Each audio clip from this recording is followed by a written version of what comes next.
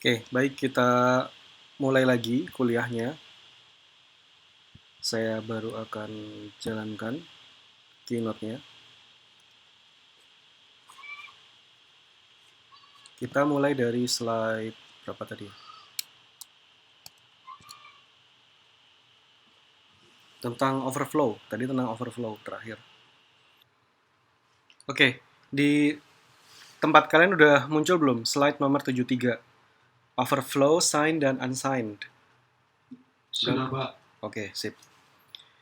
Jadi slide 73 tentang signed.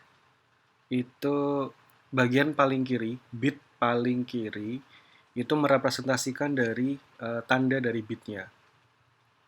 Ingat nggak kalau tandanya negatif itu apa? Ingat nggak? Tanda biner untuk negatif itu berapa? Negatifnya biner. Ayo.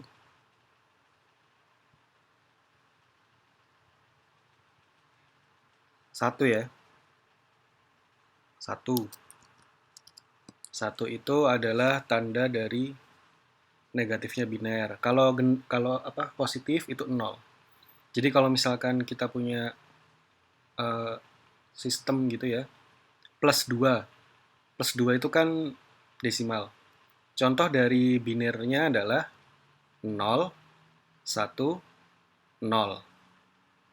Kemudian kalau minus 3 itu karena kita tahu 3 itu 11, berarti minus 3 itu adalah 111 alias 1, 1, 1. Nah, itu kalau signed binary number itu seperti itu. Kalau unsigned ya udah tidak ada leftmost bitnya, tidak ada yang bit paling kiri tambahan tidak ada. Oke, jadi lanjut. Negative numbers are in two's complement format. Sign bit, ya jelas.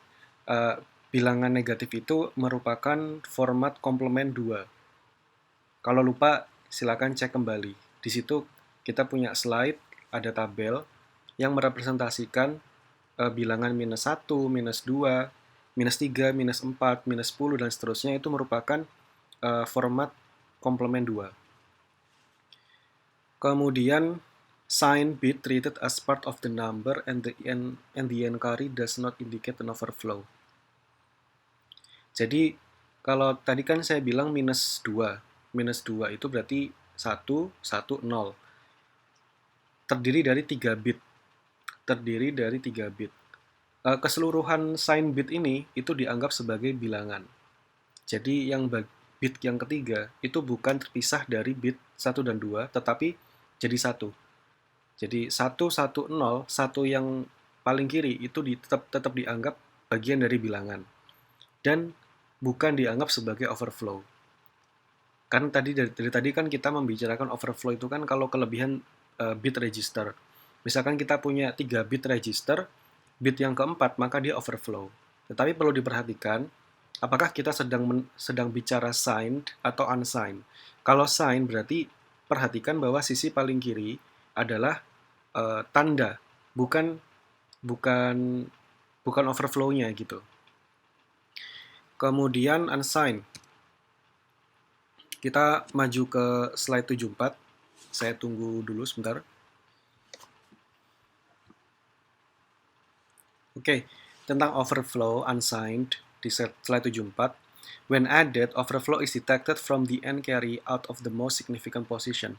Paling gampang kalau untuk bicara unsigned, berarti kalau misalkan ukuran registernya itu terlebihi, otomatis itu adalah overflow. Jadi pendeteksian overflow pada unsigned itu cukup memperhatikan n carry, carry yang paling the most significant position, yang paling signifikan alias paling kiri, itu adalah overflow. Tapi perhatikan tadi ya, register. Jadi kalau misalkan punya 4 bit register, maka bit kelimanya adalah overflow. Kemudian poin berikutnya, overflow cannot occur if positive and negative numbers are added. Overflow tidak dapat dideteksi atau tidak dapat terjadi jika ada penjumlahan positif dan negatif. Ya. Jadi contoh gimana ya? Minus 2 ditambah 2, coba. Minus 2 dibalik. Plus 2 dikurangi 2. Perhatikan tandanya. Plus 2 itu kan kalau pakai sign ya, kan 0, 1, 0. Kalau negatif, 1, 1, 0. Hasilnya kan 4. 4 itu kan 2 pangkat 2, berarti 100. 4 itu 100 ya, 4 itu 100. Coba, kita jangan tertipu sama tanda sign-nya, karena kalau itu langsung dijumlah seperti itu saja, nanti jadi 0 tambah 1, berapa? 1. Malah negatif, kan bukan begitu. Padahal 2 dikurangi 2 sama dengan 0. Hasilnya sama dengan 0. Jadi malah kacau overflow-nya. Karena di sini yang dibahas kan unsigned, bukan yang signed. Nah, kemudian poin berikutnya adalah overflow terjadi jika bilangan itu memiliki tanda yang sama. Positif sama positif, negatif sama negatif. Itu overflow mungkin terjadi. Tapi overflow nggak mungkin terjadi jika penjumlahannya itu malah positif dan negatif. Sebesar apapun nilainya ya. Misalkan 1 juta ditambah minus 1 juta. Atau 1 juta ditambah minus 3 juta. Itu nggak mungkin overflow. Karena kalau ada salah satu yang negatif, nilai maksimalnya tadi berapa? 3 juta kan? Lah kalau misalkan 1 juta ditambah minus 3 juta, oke, terbesarnya 1 juta, paling bawahnya minus 3 juta. Kalau dijumlahkan berapa? Jadi minus 2 juta kan? Jadi nggak mungkin di atas 1 juta. Maka overflow itu tidak terjadi jika ada positif dan negatif. Tapi kalau misalkan sama-sama positif atau sama-sama negatif, maka mungkin terjadi. Contoh, 2 ditambah 5 jadi 7. 7 tambah 7 jadi 14, dan seterusnya naik ke atas, tambah bisa. Terus yang negatif, minus 5 dikurangi minus 6, jadi minus 11. Dan seterusnya. Itu overflow akan mungkin terjadi jika memiliki kesamaan tanda. Sekarang kita lanjut ke slide 75. Overflow pada slide 75 ini menunjukkan munculnya kelebihan register. Jadi ada sistem 8 bit register. Sebagai contoh adalah plus 70 dan plus 80. Ini keduanya adalah 8 bit register. Representasi binernya kalian lihat di tabel bawahnya. Misalkan 70 itu memiliki bentuk 0, 1, 0, 0, 0, 1, 1, 0. Perhatikan ada angka 0 di depannya. Itu merupakan tanda. Tanda apa? Tanda positif, yaitu signed. Kemudian plus 80 itu juga memiliki plus dengan tanda 0 di depannya. Sorry, paling kiri itu 0. Nah, kemudian 8 berikutnya 7 berarti ya, 7. Jadi ini 1 plus 7 begitu ya. 1 kotak, tapi tidak di kotak itu. Kemudian diikuti oleh 7 kotak. Ini adalah sistem 8 bit register. Bagaimana jika terjadi penjumlahan seperti ini? Maka hasilnya 70 tambah 80 adalah 150. Nah, pertanyaannya bagaimanakah bentuk biner 150? Nah, bentuknya seperti itu. 1, 00, dan seterusnya itu. Perhatikan di bit ke-8 ya. Ini kan nilainya 1 ya. Padahal itu tempatnya sign, tempatnya tanda. Kalau misalkan jadi 1, harusnya jadi minus ya. Jadi minus, dan ini salah. Maka ini adalah contoh terjadinya overflow. Nah, definisi dari 8, saya naik lagi ke atasnya. Definisi dari register 8 bit itu adalah 2 pangkat 7. Kenapa kok 7? Karena kan ada 0. Mulai menghitung 8 bit itu dari 0.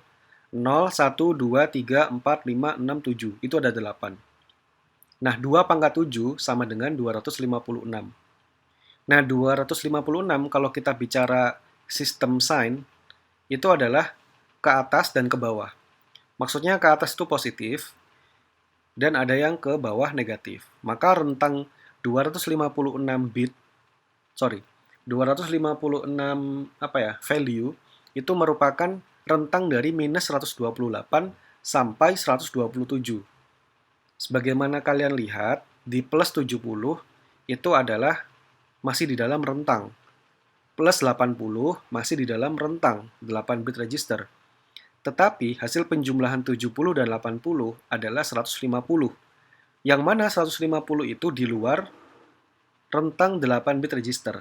Otomatis uh, intuisi kita melihat nilai desimal 150 dengan 127 sudah kelebihan ya. Karena kelebihan maka terjadilah overflow. Maka hasil penjumlahan binernya ini harus dideteksi secara dini. Kalau tidak nanti kita akan salah menghitung. Coba kalau misalkan perhatikan pada biner plus 150. Di situ dimulai dengan 1, 0, 0, 1, 0, 1, 1, 0. Itu sebetulnya berapa nilai binernya? Kalau misalkan di depannya 1 kan kita anggap negatif kan? Kita anggap negatif. Kemudian ini berapa bit nih 1? 0, 1, 2, 3, 4. 2 pangkat 4, 16. 2 pangkat 4, 16. Kemudian 0, 1, 2. 2 pangkat 2, 4. Berarti 20. 22. Berarti ini minus 22.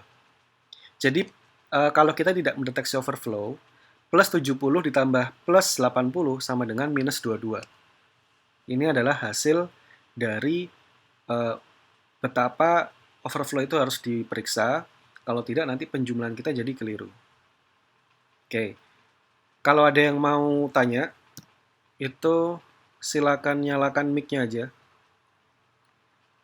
Jadi saya bisa dipotong. Tidak harus menunggu. Kalau nggak ini saya lanjutkan. Kita maju ke slide 76. Saya tunggu. Ternyata slide 76 itu persis penjelasan saya, jadi ini slide ini tidak perlu saya jelaskan kembali, tapi tetap kalian harus baca. Bahwa intinya tadi sudah saya sampaikan. Tetap saya tunggu. Kalau ada tanya langsung aja, potong aja. Pak, mau tanya. Silakan. Berarti kalau untuk penjumlahan itu ada nilai maksimum ya Pak, tergantung bit register. Tergantung pada register. Iya. Jadi apa ya? Mungkin kalau kalian punya kalkulator, ada kalkulator dalam tanda kutip murah, kalkulator mahal. Itu ya. Ada yang harganya kalkulator mungkin 20.000. Mungkin loh ya. Untuk di pasar misalkan. Untuk menghitung belinya sayur mayur begitu kan. Nah, itu dia punya batas registernya berapa? Punya batas. Katakan ordernya dia 1 miliar lah. 1 miliar itu berarti nolnya ada berapa? Kita ngomong desimal. Tetapi dari desimal kita harus kembali ke biner. Beberapa bit yang bisa didukung oleh si penjumlahan kalkulator ini atau pengurangan si kalkulator ini. Sehingga suatu ketika bahkan terjadi pada kalkulator mahal yang harganya katakan 200.000, kalkulator engineering, kalkulator statistik, itu dia tetap punya batas.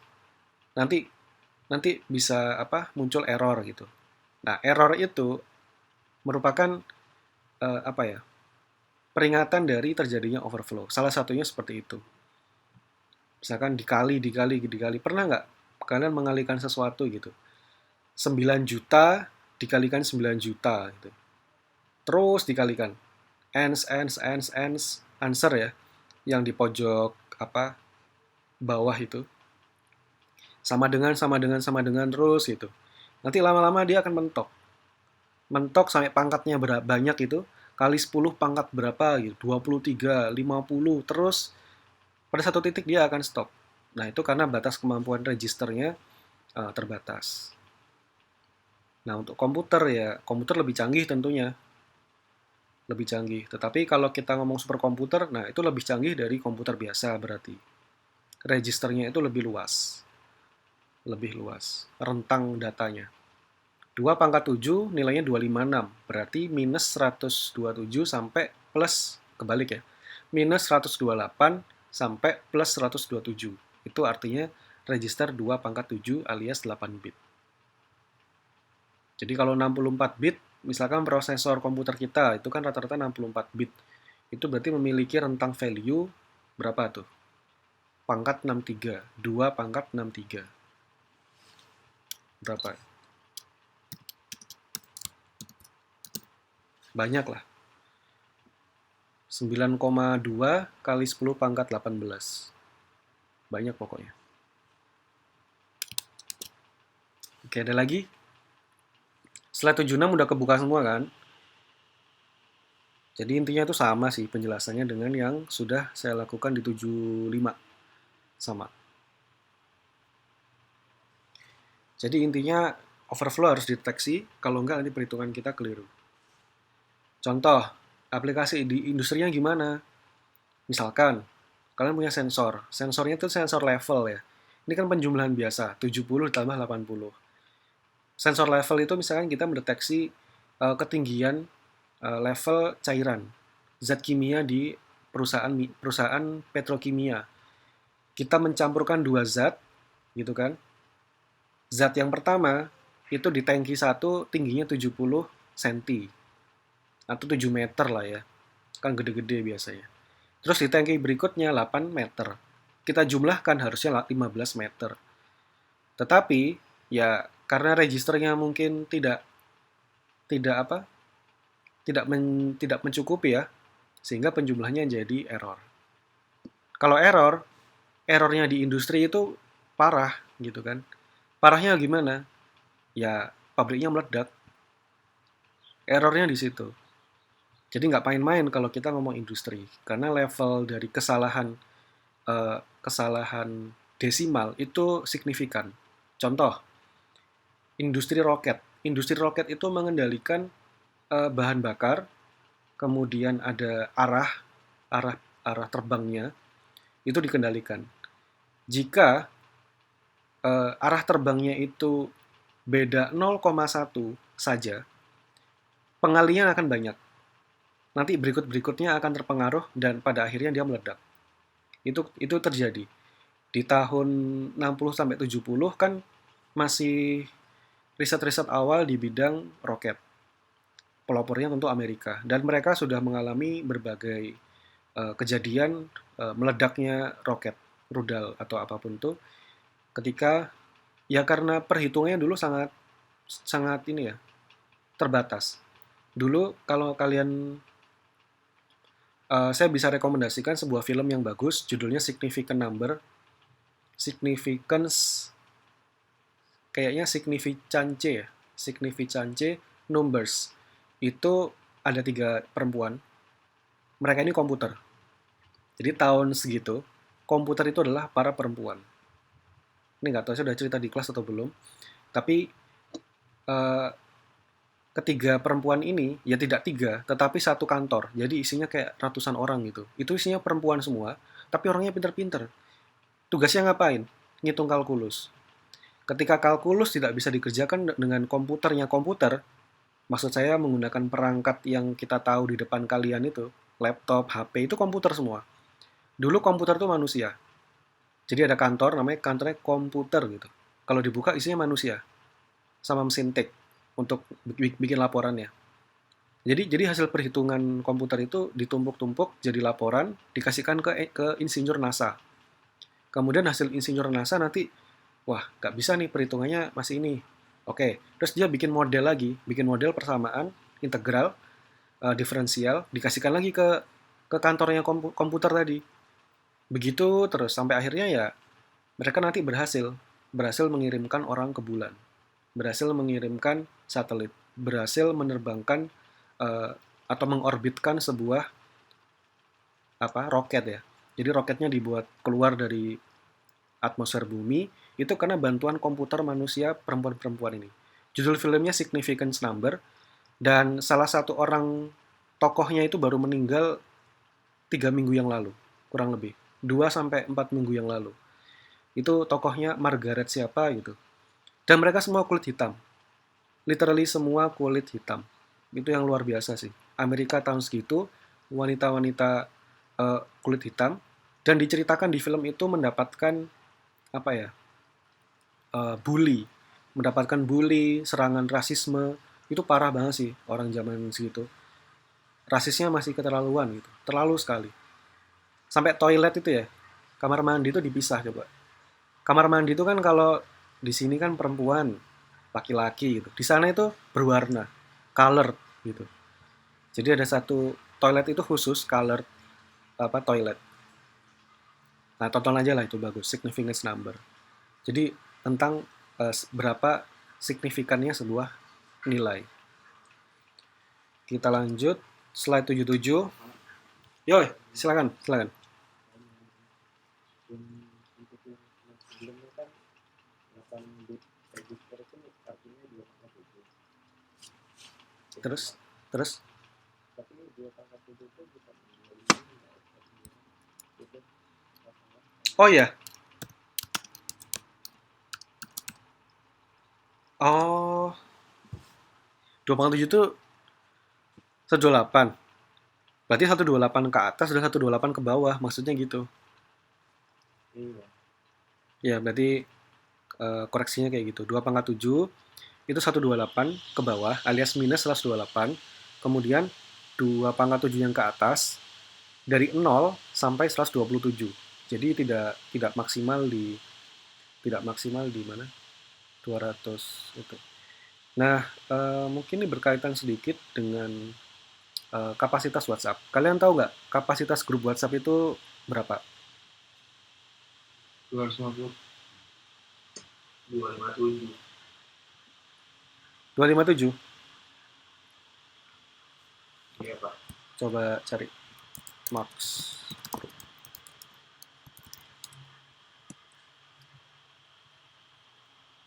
256.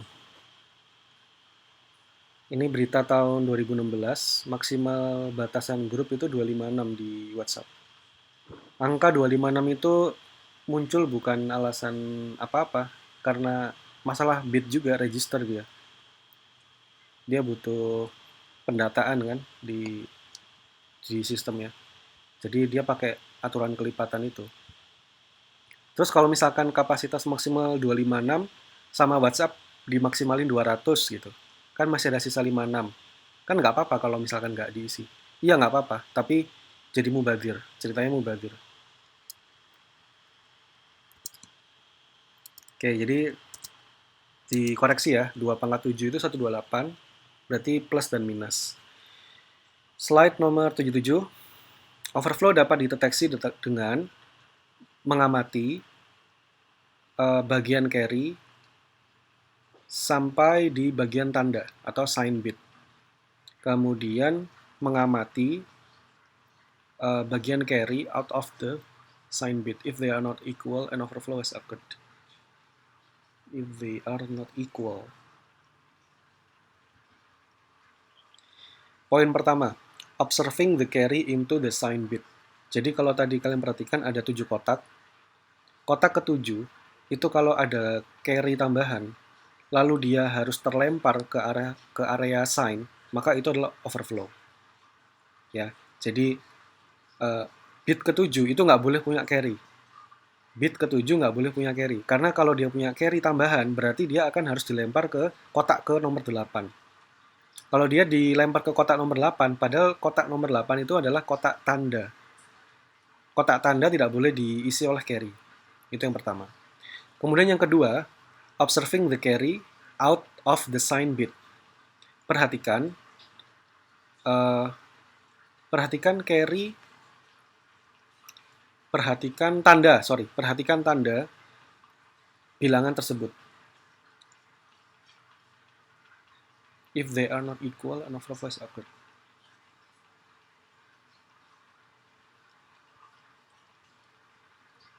Ini harus dilatih sih, harus nyoba. Jadi kalian nyoba kayak bikin jangan 8 bit kalau terlalu banyak. Misalkan sistem 4 bit aja. 4 bit, kemudian tulis desimal, bikin bikin soal sendiri. 20 ditambah berapa, kemudian 11 ditambah berapa, atau pengurangan, seterusnya nanti kemudian ubah ke biner. Nah, perhatikan tanda sign bitnya. Jadi kalau saya ngomong register 4 bit, berarti nilai bitnya 3, lalu yang satu kotak itu khusus untuk tanda. Nah, tadi dikatakan overflow itu mungkin terjadi jika tandanya sama. Jadi kalau bagian kotak nomor 4 itu sama-sama 1, nah kemungkinan nanti bisa nih muncul overflow. Itu yang pertama. Kemudian 0 sama 0, karena plus sama plus. Berarti mungkin dong, karena kelebihan overflow. Kemudian, if two carries are applied to an XOR gate, overflow is detected. Ini harus menambahkan rangkaian satu gerbang XOR untuk mendeteksi adanya overflow. Jika outputnya sama dengan 1, maka overflow terjadi. XOR itu kalau munculnya 1, berarti inputnya satunya harus ganjil, ya kan? Satunya harus ganjil. Maka tadi dibilang if they are not equal itu kan ada yang 0, ada yang 1, ada yang 1, ada yang 0. An overflow has occurred. Jadi pernyataan dari if they are not equal sama if two carries are applied itu sama. Menjelaskan hal yang sama. Jadi diharapkan itu kalau 0 ya 0, sama gitu, kalau 1 ya 1. Berarti itu tidak terjadi overflow. Saya lanjut ke poin berikutnya. Komplement 2 must be computed for this method to work correctly. Jadi harus hati-hati ketika menghitung komplement 2 dari sebuah nilai biner. This take care of the condition when the maximum negative numbers is complemented.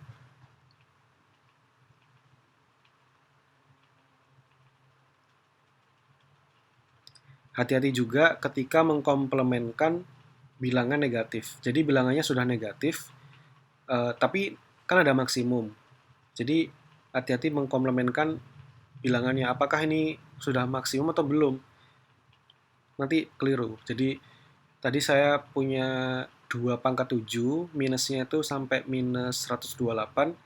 Ketika sudah minus 129, maka komplemennya akan jadi ngawur. Punya potensi untuk salah kita di situ. Karena register kita terbatas. Kecuali kalau diperbolehkan menambah register, itu beda lagi. Kalau register yang boleh ditambah, maka kita geser tuh. Kita geser. Dari 8 bit, kita tingkatkan menjadi 16 bit misalkan. Sehingga kita masih punya ruang yang sangat lebar untuk menyediakan overflow tadi. Lanjut ke 78, sambil saya tunggu. Oke, di slide 78, jika ada 2 biner tanpa tanda, maka kita bisa menggunakan deteksi dari C. Sebuah carry dari hasil penjumlahan atau sebuah peminjaman dari pengurangan. Itu kalau deteksi dari tanpa tanda. Jika bilangan dengan tanda, kita harus menambahkan rangkaian V. Silakan mundur di slide sebelumnya. Saat ada rangkaian V, itu gunanya untuk mendeteksi overflow. Yang V itu adalah XOR kan. Jika V sama dengan 0, sehingga tidak ada overflow. Bukti dari V sama dengan 0 adalah inputnya harus sama-sama 0 atau sama-sama 1, karena kan gerbang XOR. Kemudian jika V sama dengan 1, maka pasti ada salah satu yang 1 gitu. Sehingga overflow terjadi. The n plus 1 bit is the actual sign and has been shifted out of position. Ya, berarti bergeser. Kelebihan soalnya. Kelebihan.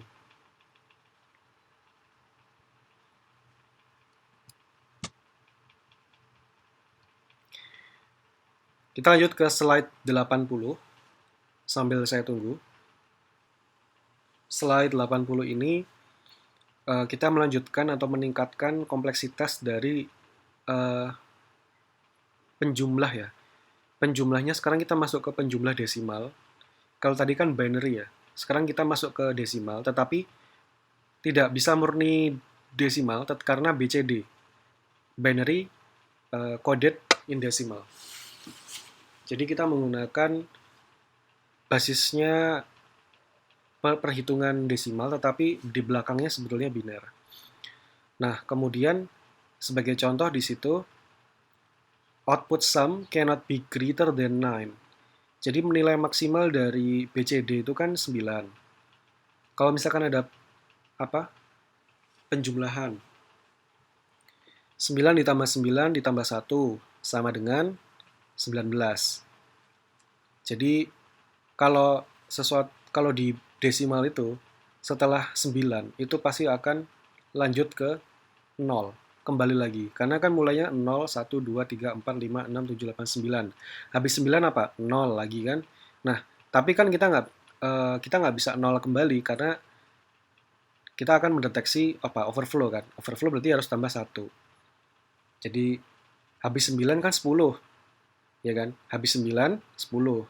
Perhatikan 9 jadi 0, kemudian ada tambahan 1 di samping kirinya. Oke, kemudian 19. Setelah 19 berapa? 20. 9-nya jadi 0, kemudian 1 di sebelah kirinya ditambah 1 lagi.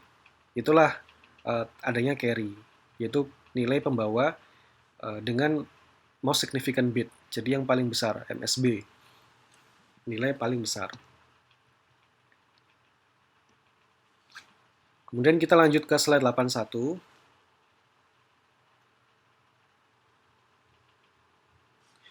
Di slide 81 diberikan sebuah contoh. Ada 2 digit BCD applied to diterapkan pada sebuah penjumlahan 4 bit. Penjumlahan 4 bit. Ini sama sih. Jadi adanya X0 plus Y0 sama dengan C1S0.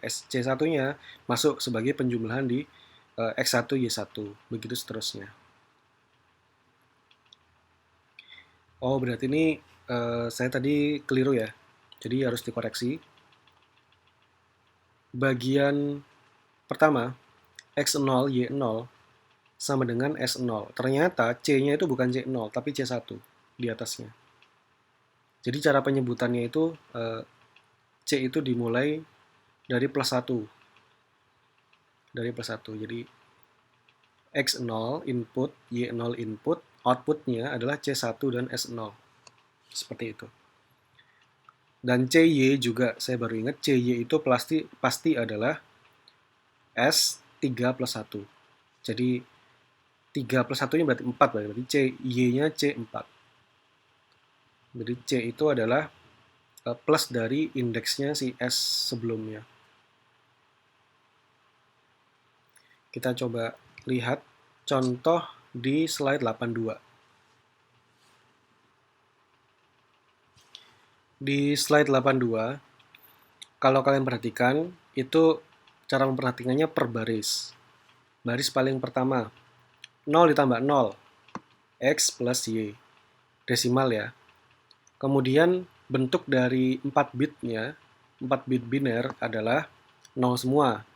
Ya, tidak ada yang istimewa di sini. Lanjut ke ini aja, ke 0 plus 9. 0 plus 9 itu binernya kalau X-nya 0 semua, kemudian yang Y adalah 1001. Ya. Jadi hasil penjumlahan dari ini 0 tambah 9 ya 9, masih sama. Kalian lihat di carry maupun sum-nya juga masih oke. Kemudian kita lanjut ke 1 plus 1. 1 plus 1, bentuk binernya, kalian perhatikan, X dan Y-nya adalah 1 plus 1, begitu juga. Hasilnya secara desimal 2 dong. Sum-nya 2. Tetapi hasil sum versi biner alias S3, S2, S1, S0 adalah 10. Ya. Carry-nya 0. Kemudian kita lanjut ke 1 plus 8. 1 plus 8 itu bentuk binernya 1 untuk X, untuk Y-nya adalah 1000. Jadi 1000 ditambah 1. Kalian lihat sumnya jadi 1001 alias 9 untuk desimalnya. Nah, kemudian kita lanjut ke 1 plus 9. 1 plus 9 itu ya 1, tetapi Y-nya jadi 1001. 1001 ditambah 1 harusnya 1010 ya. Harusnya 1010. Tetapi di situ dikatakan invalid code. Jadi kode yang salah untuk merepresentasikan hasil penjumlahan 10. Dan kode sumnya, desimalnya adalah A. Berarti kalau kita ingat-ingat lagi, A itu apa? Hexa ya. Jadi kita menggunakan hexa karena 4 bit itu kan 4 bit itu berapa nilai maksimalnya? 15 ya. 0 sampai 15. Desimalnya 4 bit itu. Karena kan 2 pangkat 3 8 ditambah 2 pangkat 2 4 ditambah 2 pangkat 1 ditambah 2 pangkat 0. Totalnya adalah 15. Nah, kalau 15 0 sampai 9 itu 0, 1, 2, 3, 4, 5, 6, 7, 8, 9. Kemudian A, B, C, A, B, C, D, E. Ya, 4 bit. Itu untuk merepresentasikan 10 itu bukan, masa ini, 8, 2. Lanjut, 2 plus 0. 2 plus 0 bentuknya 10 ditambah 0, hasilnya desimal 2. Untuk hasil S3, S2, S1, S0-nya 10 juga. Kemudian ada lagi 9 plus 9. 1001 ditambah 1001 sama dengan kalau apa? Hasil binernya 1001 ditambah 1001 adalah 10.010.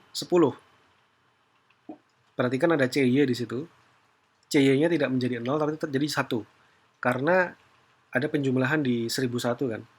Di 1000-nya itu. 1000 tambah 1000 jadi 10.000. Kemudian yang satu yang paling belakang jadi 10. Maka totalnya kan 10.010. Tentu itu adalah bentuk BCD yang keliru karena hasilnya jadinya adalah itu kalau kita hitung berapa bit ya? 0, 1, 2, 3, 4. 2 pangkat 4.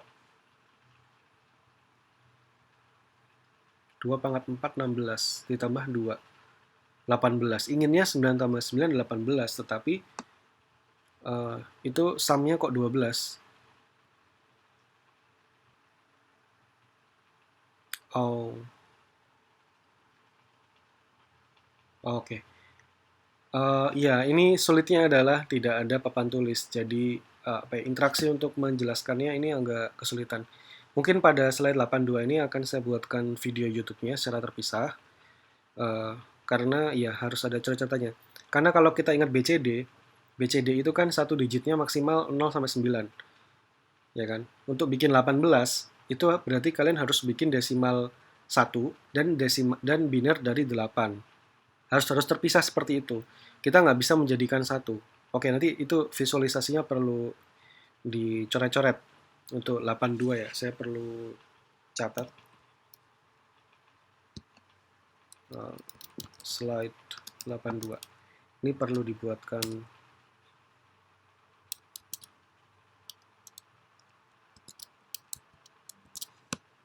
Oke, lanjut ke 83. Oh ya, ini sama. Mungkin di tempat kalian belum muncul slide 83, tapi saya langsung jelaskan aja bahwa intinya adalah bukti-bukti kesalahan output dari BCD karena tidak memperhatikan carry atau overflow lah, kurang lebih seperti itu. Sama seperti tadi penjumlahan 9 tambah 9. Jadi karena BCD itu harus memperhatikan yang namanya per digit. Jadi kalau kalian punya 2 digit BCD itu kan berarti kan ada sisi kiri dan sisi kanan. Sisi kiri itu maksimal 9, sisi kanan juga maksimal 9. Jadi kalau mau bikin bentuk angka 19, terdiri dari biner 1 dan biner 9. Begitu kan. Nggak boleh 19 itu dicampur binernya. Nanti akan saya tunjukkan secara tulisannya ya. Kemudian yang menjadi problem adalah bagaimana menentukan aturan yang mana penjumlahan biner ini bisa dikonversikan secara benar ke dalam digit representasi BCD untuk menghasilkan penjumlahan BCD. Dan penjumlahan BCD ini penjumlahan yang cukup familiar karena sekali lagi ini digunakan di kalkulator. Itu penjumlahan yang umum. Kemudian saya maju ke slide 85. Tadi slide 84 sudah saya bacakan. Sekarang 85. Oke, kayaknya ini intinya sama tentang penjumlahan biner dan BCD yang agak sedikit berbeda, harus dimodifikasi. Kemudian perhatikan sisi desimalnya juga. Ini termasuk slide yang harus dijelaskan dengan drawing tablet, nanti saya buatkan di YouTube. 86 sama. Sekarang ke 87.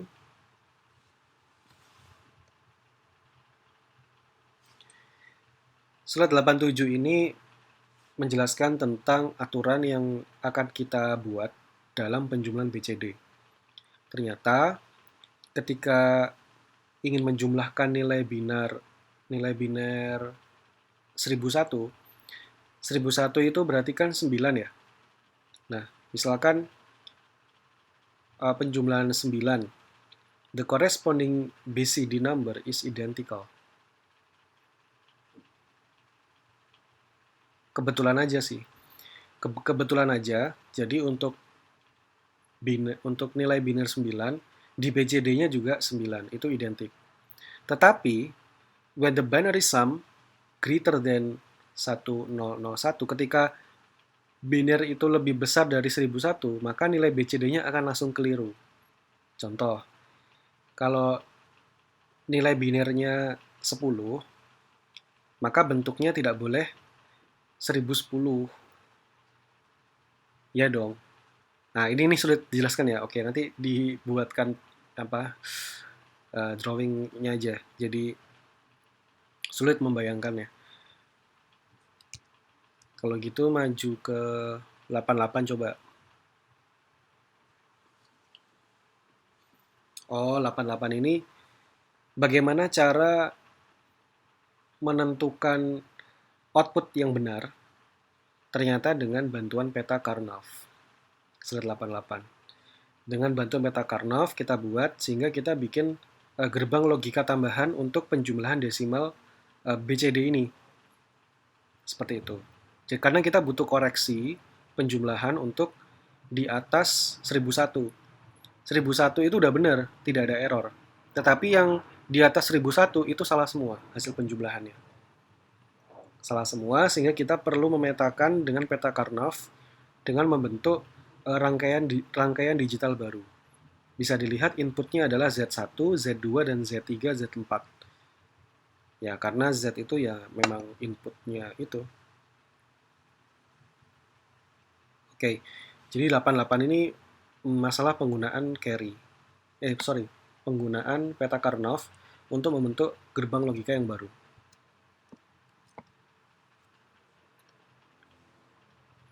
Lanjut ke slide 89.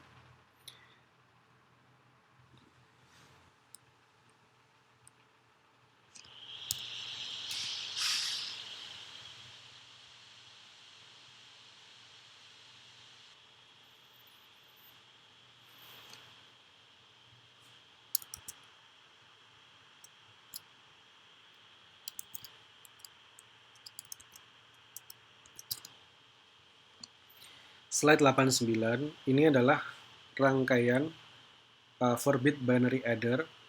Nah, ini saya minta kalian untuk membuatkan rangkaian simulasinya. Jadi, nanti saya coba data rangkaian mana saja yang harus kalian buat. Lalu nanti kalian kumpulkan di Google Classroom, nanti sebagai tugas e-learning. Boleh pakai apapun, jadi boleh pakai screenshot dari HP karena mungkin dia simulasi. eh, tapi kadang-kadang simulator di HP bisa diekspor sebagai sebuah file. Nah, file itu yang kalian unggah ke Google Classroom. Sambil dijelaskan, ini filenya untuk aplikasi ini. Karena bisa jadi aplikasi satu dan 2 tidak saling kompatibel. Tapi nggak apa-apa, tetap aja dikumpulkan di sana untuk dokumentasi saya. Dan juga screenshot yang paling penting untuk visualisasinya langsung bisa diperiksa adalah screenshot. Bagaimana kalian membentuk atau membuat rangkaian decimal adder ini. Nanti akan saya daftar, termasuk yang ini pasti, BCD. Ketika output carry sama dengan 0, maka tidak ada yang ditambah. Jika output carry sama dengan 1, maka bentuk dari 110 terhadap penjumlahan biner, mana tuh? Output carry sama dengan 1. Output carry. Yang akhir banget sih. Provide an output carry for the next stage. Ya.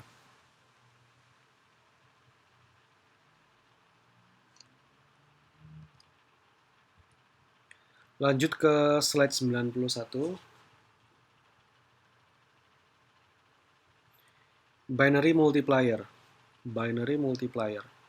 Tadi kemarin kita belajar penjumlahan, sedikit pengurangan, kemudian hari ini pengurangan, ditambah sekarang pengali. Pengali aljabar ya. Jadi 2 kali 2 sama dengan 4, 5 kali 4, 20, 2 kali 1 sama dengan 2, dan seterusnya. Pengali tersebut itu bisa kita buat dari gerbang logika. Gerbang logikanya apa aja? Nah itu sudah tampak di slide, kira-kira binary multiplier-nya seperti itu. Tapi ini 2 bit ya, ini sistem 2 bit. Jadi kalau misalkan 2 kali 2 itu berarti 10 kali 10. Bentuk binarnya seperti itu. 2 kali 3 berarti 10 dikalikan 11. Terus 1 kali 3 berarti 1 dikalikan 11. Karena bentuknya biner.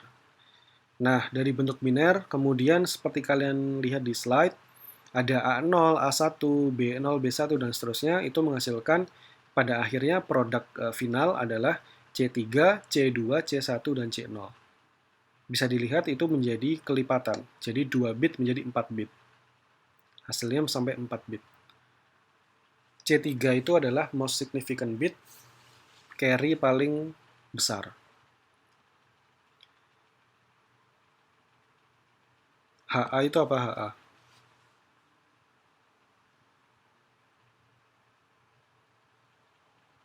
HA itu half adder ya. Jadi di situ ada gerbang logika dan half adder.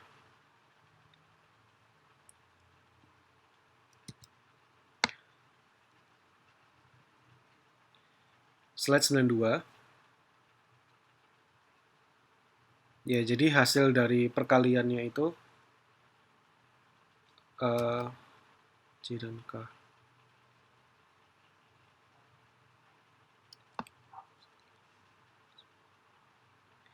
Dibutuhkan berapa banyak gerbang dan? Itu tergantung dari ukuran bit, pengali dan dikalinya. Jadi kalau misalkan 2 kali 2, karena 2 bit sama 2 bit, berarti ada 4 bit. 4 gerbang dan, harusnya seperti itu. Ya. Jadi kalau misalkan kalian punya 3 bit, 3 bit dikalikan 3 bit, hasilnya kan harusnya berapa? 9 ya. 9 bit berarti ada, 9 gerbang dan. Maka dibutuhkan gerbang dan 9 kali. Binary multiplier. Lanjut ke slide 94. Tentang magnitude comparator. Secara bahasa, magnitude comparator itu ya berarti pembanding nilai. Pembanding nilai itu kalau di matematika kurang dari sama dengan lebih dari. Itu simpelnya seperti itu. Jadi di dalam matematika kita diminta untuk membandingkan 25 sama minus 25 lebih besar mana? 0 dibandingkan 1 lebih besar mana? Kemudian minus 15 sama minus 10 lebih besar mana? Dan seterusnya. Itu bisa dikerjakan melalui pendekatan biner. Nah, biner di sini kita gunakan, nanti kita akan dikenalkan rangkaian digitalnya untuk membuat magnitude comparator.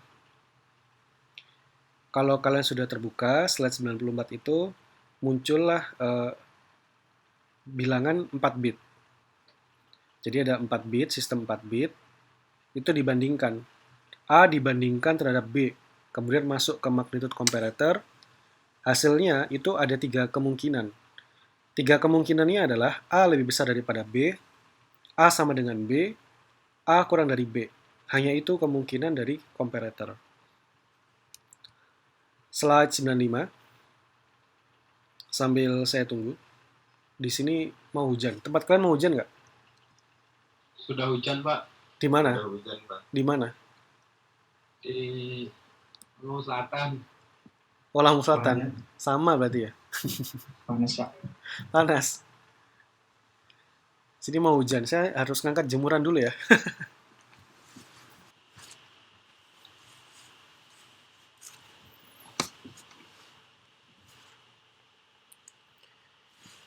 Oke.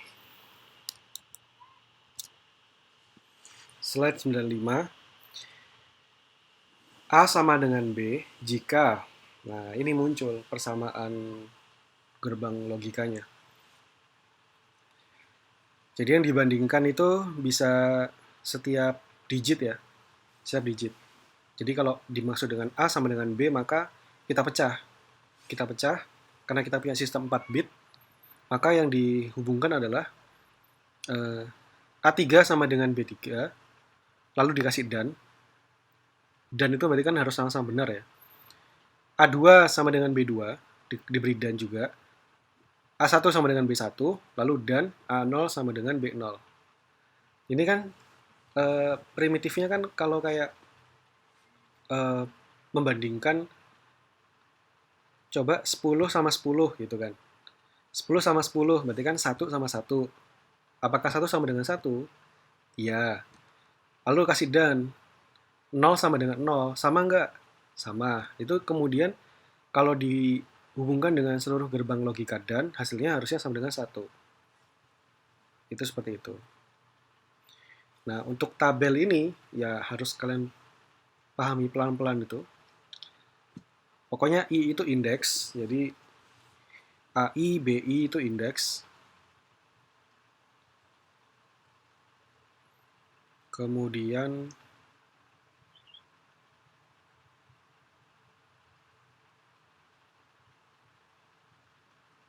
x3.x2.x1.x0 itu adalah proses untuk meriksa apakah A sama dengan B. Ini bisa nih dibuat rangkaian logikanya nih di simulator. Jadi kalian bikin bilangan binernya, kemudian di compare. Misalkan compare-nya 101 dengan 110 gitu. Mana yang lebih besar, mana yang lebih kecil, mana yang sama dengan. Itu bisa. Kemudian saya lanjut ke slide 96. Kalau ini sama. Kalau yang tadi itu memeriksa sama dengan. Kalau yang ini memeriksa A lebih besar sama dengan B. A lebih besar B. Rumusnya ya tampak pada tabel. Tabel kebenarannya seperti itu. Oke, ini kayaknya juga perlu dibuatkan YouTube-nya karena harus ada contoh bagaimana menyelesaikan satu kasusnya gitu. Kita kasih contoh aja ya. 97 juga sama, saya nggak akan bahas, nanti di YouTube aja. Kemudian 98 ini adalah rangkaian akhir kayaknya. 98 ini adalah rangkaian akhir untuk magnitude comparator, jadi membandingkan magnitude. Outputnya ada X, Y, Z, di mana X itu adalah A sama dengan B, Y adalah A lebih besar dari B, Z adalah A kurang dari B. Wah, hujannya deras banget. Lanjut ke 100, slide 100, decoders. Sambil saya tunggu. Discrete quantities of informations are represented in digital systems by binary codes. A binary code of n bits is capable of representing up to distinct elements of coded information. A decoder is a combinational circuit that converts binary information from n inputs lines to a maximum of 2n unique output lines. Oke lah, intinya tentang decoder.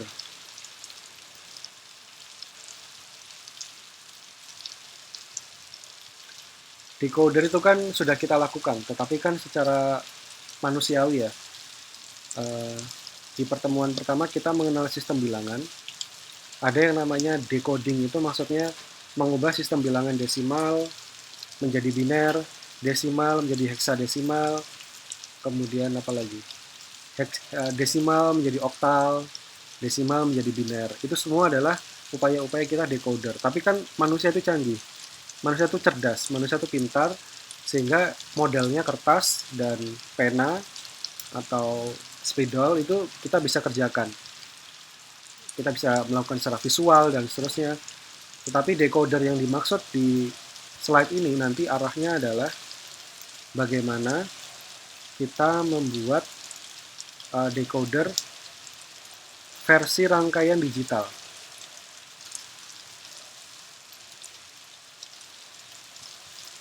Saya harus periksa, berantakan itu ya.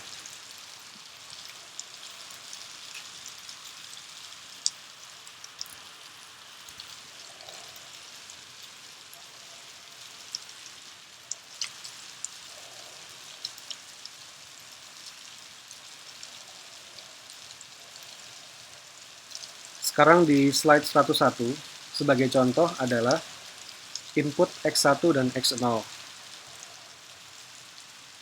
Ini harusnya animasi seperti ini. Nilai 0 dan 1 tertumpuk ya. Tapi nggak usah bingung. Jadi ini adalah sistem 2 bit. Nah, kalau sistem 2 bit itu berarti kemungkinannya hanya ada 4 ya. Hanya 4, 0, 0, 0, 1, 1, 0, dan 11. Itu adalah 4 kemungkinan dari sistem 2 bit.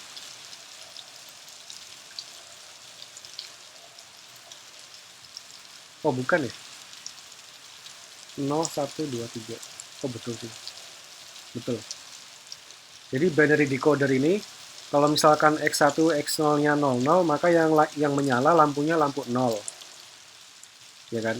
Lampu 0 yang kan itu ada lampu 0, 1, 2, 3. Kalau misalkan lampunya 01, maka jadi 1. Kalau 10 jadinya 2. Kalau 11 jadinya 3.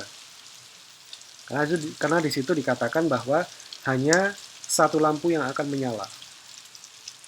Inilah binary decoder. Jadi decodernya biner to desimal berarti. Biner to desimal.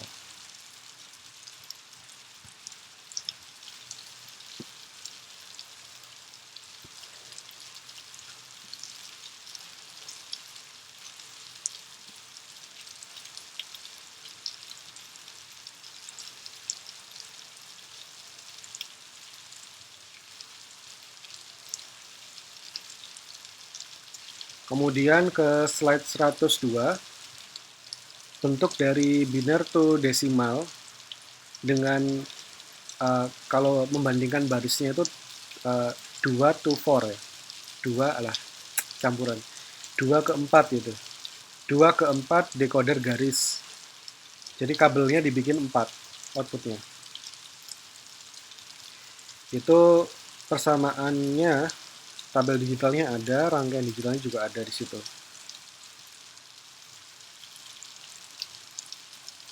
Ini juga menarik kalau kita bisa buatkan simulatornya. Makanya saya harapkan ketika slide ini sudah tayang di Google Classroom, kalian langsung coba semua simulatornya. Karena untuk membuat simulator itu tidak perlu paham dulu. Justru dengan membuat simulator, kalian akan otomatis paham. Karena kalau melihat seperti ini saja, enggak ada ini ya. Dan kalau saya lakukan screen sharing gitu kan, bisa aja. Tablet saya ada siap, tapi kalau screen sharing kan luar biasa data kuotanya. Jadi untuk sementara waktu ini kita berbasis suara dulu, belum bisa terlalu interaktif. Nanti yang nggak terlalu interaktif juga sih, tapi yang lebih visual gitu ya. Nanti dari YouTube. Nanti kita persiapkan di YouTube. Kemudian untuk yang slide 103 itu decoder 3 ke 8. Decoder garis 3 ke 8. Artinya 3 itu 3 input. Nah, kalau kita tahu 3 input, berarti kan ada kemungkinan 2 pangkat berapa? Kok 2 pangkat? Iya, 2 pangkat ya. 2 pangkat 2 maksimal ya. Karena kan 0, 1, 2. 2 pangkat 2. 2 pangkat 2. 4. Ditambah 2 pangkat 1. 2. 6 ya. Kemudian ditambah 2 pangkat 0. 1, 7. Jadi maksimal 7. 0 sampai 7. Desimalnya adalah 0 sampai 7. Oh, berarti ini binary to octal conversion namanya. Bilangan basis 8. Jadi dari biner ke 8. Lalu bentuk tabel kebenarannya seperti itu. Ya, kalian bisa lihat sendiri di offline ya, download aja. Slide 104-nya seperti itu. Kemudian 105 itu adalah rangkaian digitalnya.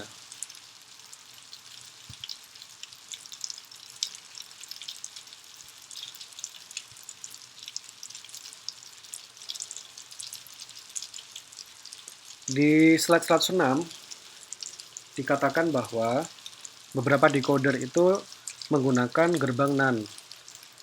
Gerbang NAND ini lebih ekonomikal untuk menghasilkan decoder dengan minterms dalam bentuk komplementnya. Jadi kalau kita pelajari adanya rangkaian NOT itu bisa menyederhanakan rangkaian milik kita. Kemudian poin berikutnya adalah decoders include one or more enable inputs to control the circuit operation. Ini harus kita buktikan. Nah, lebih mudah kalau kalian sudah praktekkan membuat simulasinya.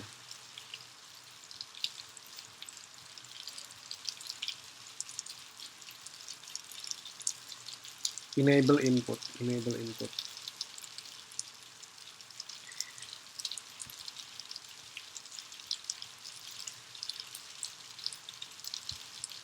Jadi disarankan pada slide 107 itu diperkenalkan satu input namanya input enable.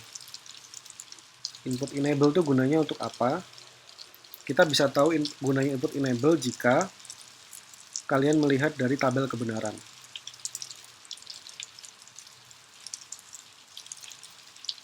Jadi gunanya input enable itu untuk mengaktifkan perhitungan sebetulnya. Jadi untuk memilih perhitungan 2 ke 4 itu harus dinyalakan enable untuk 2 ke 4. Bisa jadi untuk rangkaian lain enable-nya menggunakan enable rangkaian tersebut.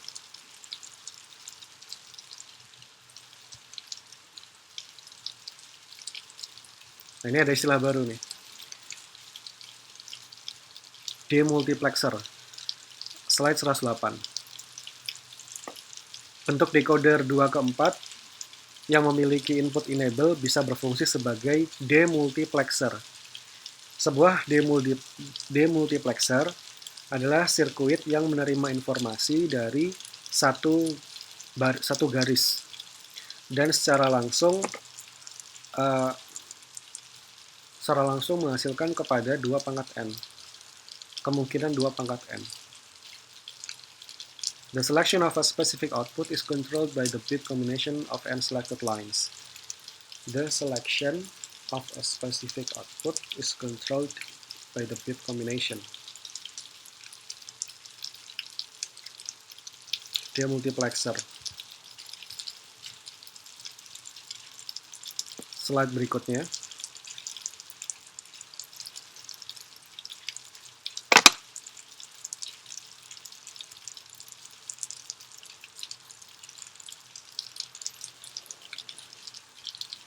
sama aja sih. Tabel kebenarannya cuma sebagai E gitu. Tergantung E. Kalau E-nya 0 ya 0, kalau E-nya 1 ya 1. Slide 109 itu. Sama aja sebelumnya.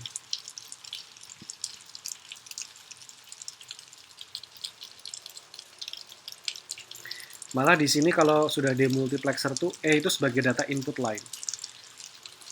Input datanya adalah E, dan A dan B itu malah menjadi seleksi input. Seleksinya. Menarik sih. A dan B itu dianggap sebagai seleksi. Bukan inputnya. Karena A dan B itu diselesaikan secara gerbang N. Kemudian E itu menjadi inputnya. Kalau E-nya 1, maka D0 menjadi 1 pada baris pertama. Tapi kalau E-nya 0, ya D0-nya jadi 0. Dan seterusnya.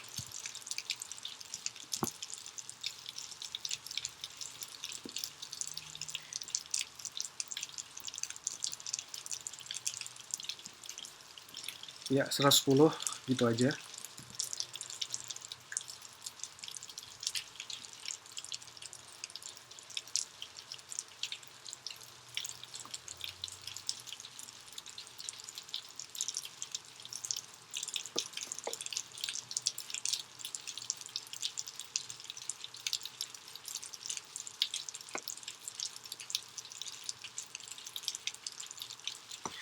Oh, ini gambarnya geser.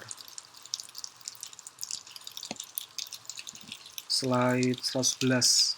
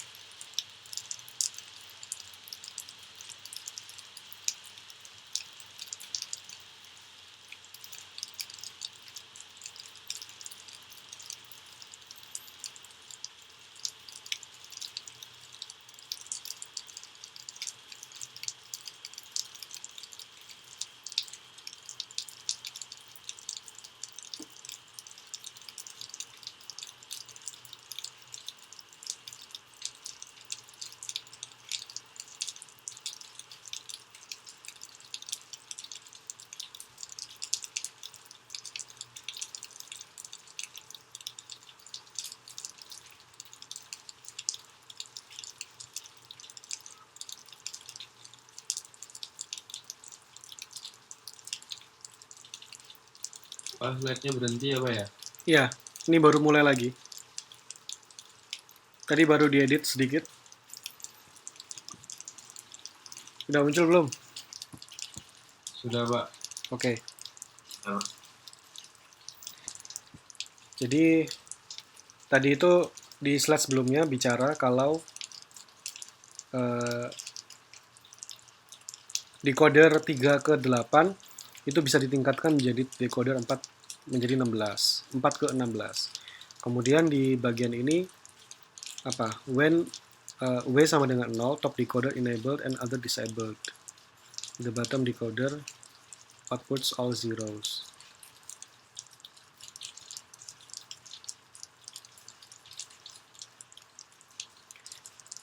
Decoder ini gunanya untuk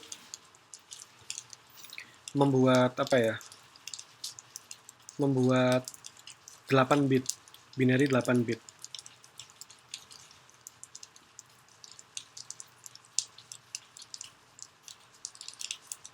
Jadi kalian harus memeriksa D0 ke D7, lalu perhatikan juga D8 ke D15. Itu desimalnya, kan ini kan 4 ke 16 kan, ini 4 ke 16. Maka rangkaian digitalnya seperti itu.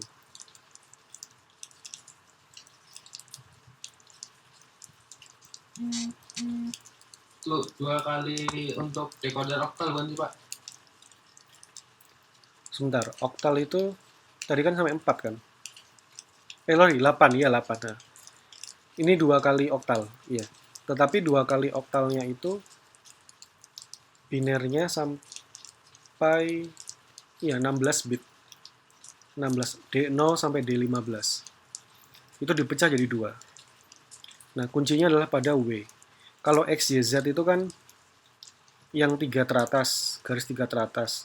Nah, yang W itu jadi kayak kunci pengaktifan untuk X, Y, Z-nya. Kunci pengaktifan. Jadi ketika W sama dengan 0, top decoder enabled. Justru ketika 0, W-nya sama dengan 0, maka akan dinegatifkan tuh pakai inverter. Jadi 1. Jadi dia fungsinya sebagai enabler. Enabler untuk decoder yang bagian atas. Kan decodernya ada 2, atas dan bawah. Nah, yang atas tuh jadi aktif kalau W-nya sama dengan 0. Sementara WZYX itu kan bisa direpresentasikan seperti 0, 1, 1, 1 gitu. Nah, nanti pada satu ketika W itu akan sama dengan 1. Ketika W sama dengan 1, maka enable-nya akan mati. Yang top decodernya. Yang aktif yang jadi yang bawah. Yang aktif akan jadi yang bawah. Nah, ini rangkaian ini enak kalau bisa disimulasikan. Nanti kita tahu D8 sampai D15-nya itu kenapa, D0 sampai D7-nya itu kenapa. Oke, lanjut ya, 112. Active high, active low.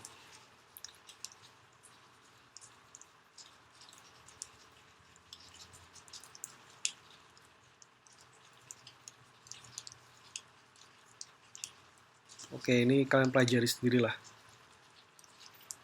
Dibuat simulasinya.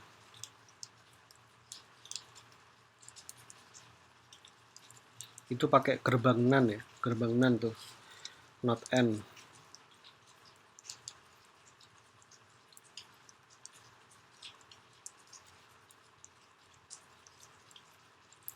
Jadi kalau aktif high itu, sebuah rangkaian itu dianggap aktif jika dia bernilai 1. Sementara kalau aktif low, itu kebalikannya. Aktif low itu sebuah rangkaian dianggap aktif jika malah mati atau tidak ada arus. Seperti yang kalian lihat di tabel kebenarannya, aktif low itu yang sisi kanan, di mana yang bernilai benar itu justru yang 0 ya, yang 0. Kalau yang sebelah kiri itu aktif high, dianggap aktif jika bernilai 1.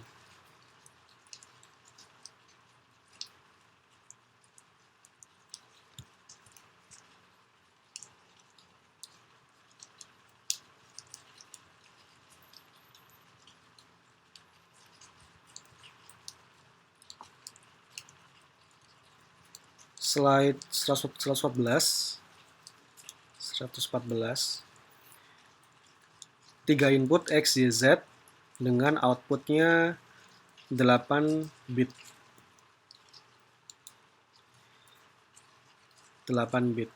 Coba di pelan-pelan, ini adalah contoh full adder. Ada sum dan carry, S dan C.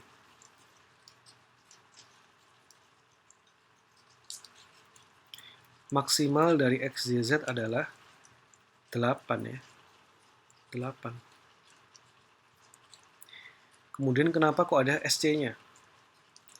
Karena itu simbol dari sum of product atau product of sum.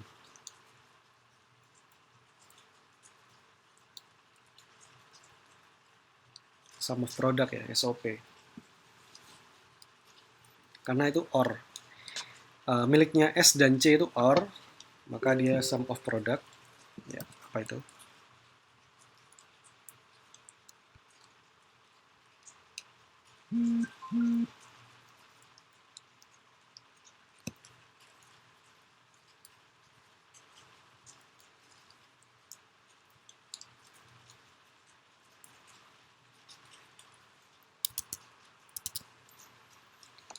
sum of product, kemudian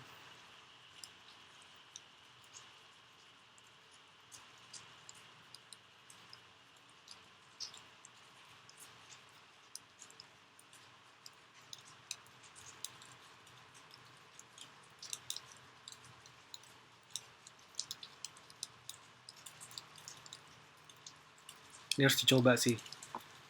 Ini kita kalau mau penjumlahan menggunakan biner, tetapi diubah ke oktalnya dulu. Kemudian dari oktal itu nanti kita bisa deteksi ada muncul carry enggak. Misalkan oktal itu kan nilainya maksimal 7 ya. 0 sampai 7 begitu kan. Misalkan kita mau penjumlahan 7 ditambah 7. Hasilnya kan bukan 14. Ya dong, bukan 14. Bentuk dari oktalnya 14 itu berapa? Oke, jangan kesulitan. Gini aja. 7 oktalnya 8. Oktalnya 8 10. Nah, bingung nggak? Bingung nggak tuh? Oktal itu kan 8 pangkat, ya kan? 8 pangkat 1, 8 pangkat 0.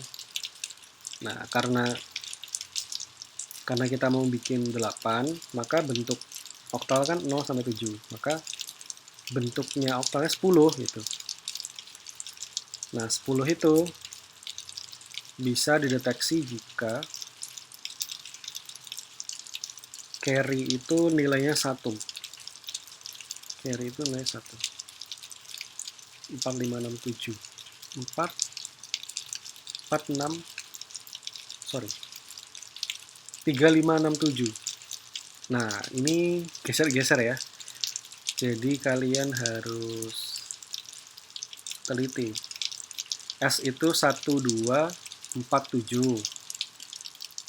Kemudian carry-nya 3, 5, 6, 7.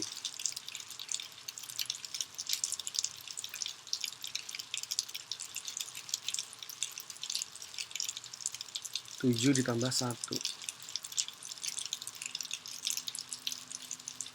7 ditambah 1 sama dengan 10 untuk oktal.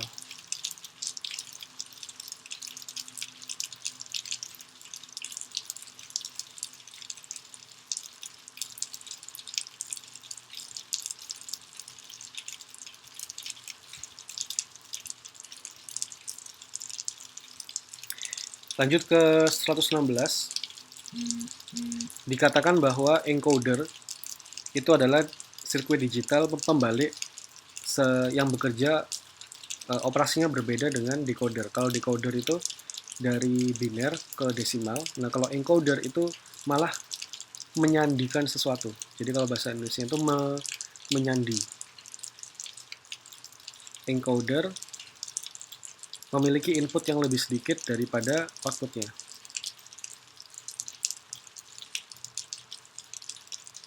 The output lines generate the binary code corresponding to the input value. Sebagai contoh, ya kebalikan sih. Intinya kebalikan encoder tuh. Misalkan tuh contoh 4 ke 2, 117. 117 contoh dari encoder biner 4 ke 2. 4 itu kan 2 pangkat 2, 2 pangkat 1, 2 pangkat 0. 1, 2, 4. 7. Nilainya bisa 7. Tapi ini kan 3. Maksimal 3. Ada 3 kejadian. Kemudian bisa disandikan ke dalam 2. Oke.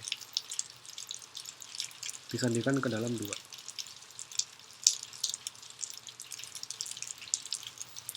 Kemudian tabel kebenarannya itu di samping. Lanjut ke 118. Kalau ini octal to binary encoder. Kebalikannya juga. Ini harus dicoba juga. Memeriksa Y0, Y1, dan Y2-nya seperti apa.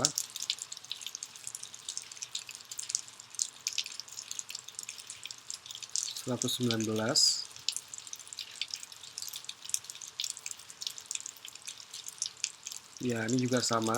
Tapi kalau kalian perhatikan di presentasi Keynote ini banyak garis yang rusak. Jadi tolong periksa di PDF-nya. Semoga PDF-nya nggak rusak di slide 119. Ada rangkaian digital yang perlu dicoba untuk dibuat simulasinya.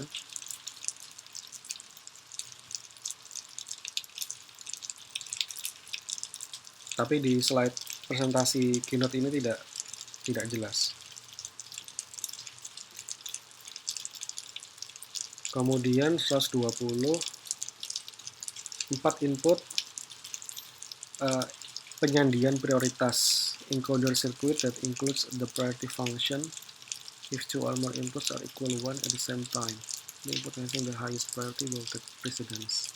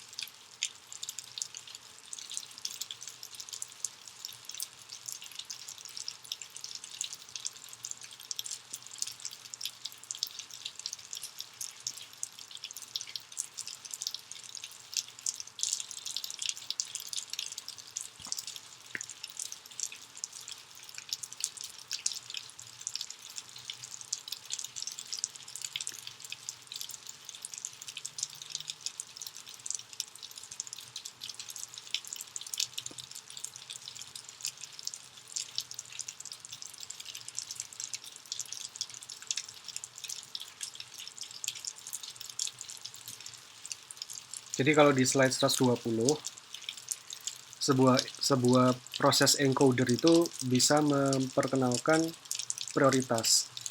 Yang diprioritaskan itu yang mana? Yang diprioritaskan apabila memiliki input yang keduanya itu nilainya 1. Yang dua-duanya nilainya 1. Itu akan memiliki jika if two or more inputs are equal 1. Jika ada 2 atau lebih yang bernilai 1. Itu akan diprioritaskan. Sebagai contoh, kalau kalian lihat itu pada inputs D3, D2, D1, dan D0 itu ada X. Nah, X itu berarti bisa kondisi apapun atau don't care ya. Tetapi yang dimaksud don't care di situ justru malah baris yang paling atas itu kan ada 5 baris ya. Nolnya ada 5 baris. Sorry.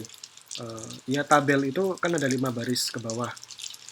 Nah, yang baris paling atas yang isinya 0000 itu adalah yang paling tidak diprioritaskan. Kemudian yang bawahnya ada satu nilai 1 dan nilai 1 pada V. Karena ada 2 nilai 1, maka dia menjadi prioritas. Lalu kita turun ke bawahnya lagi, itu ada nilai X. Dan nilainya juga satunya bertambah, maka prioritasnya juga bertambah. Begitu seterusnya sampai yang paling bawah, itu prioritasnya paling tinggi. Maka pengerjaan proses encoder itu akan didahulukan untuk yang paling bawah. Simpelnya kurang lebih seperti itu.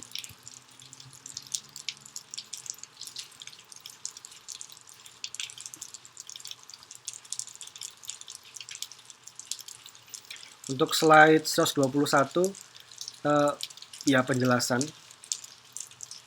yang sama seperti yang udah saya sampaikan tadi. Jadi next aja. 122. Jadi penggunaan X itu tadi sangat bermanfaat untuk merepresentasikan di tabel kebenaran karena itu adalah kondisi don't care. Yang artinya don't care itu bisa bernilai 1 atau bernilai 0. Tetapi jika bernilai 1, maka nanti berpengaruh pada prioritas dari encoding yang kita inginkan. Sebagai contoh, jika kalian punya 4 bit X100, maka itu merepresentasikan sebuah minterms 0100 atau 1100. Jadi X tadi bisa bernilai 0 maupun 1.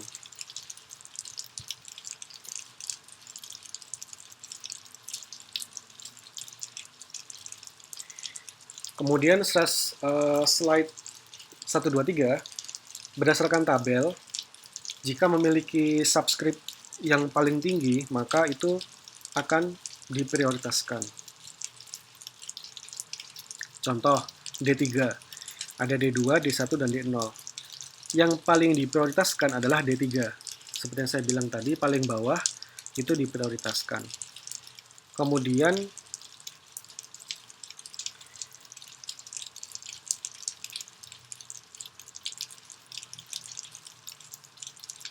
oke, itu aja sih. Jika D3 sama dengan 1, maka XY adalah 1, 1, 1, termasuk V-nya. Regardless, tidak peduli dengan nilai untuk inputan yang lain. Maksudnya gimana? Contoh, perhatikan pada tabel D3, slide 123. Kalau D3-nya sudah 1, pada bagian D2, D1, dan D0 kan XXX. Mau itu isinya 1, mau isinya itu 0, dengan berbagai kombinasi, itu nggak peduli, hasil outputnya pasti 1, 1, 1. Itu terjemahan atau memaknainya seperti itu, tabel kebenarannya.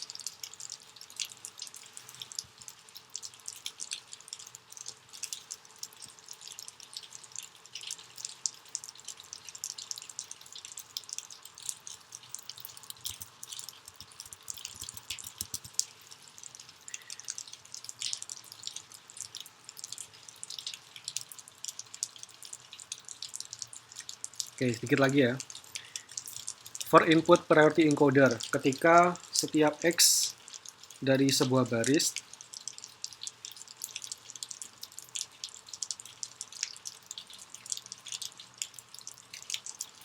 oke, ini kayak skip aja dulu.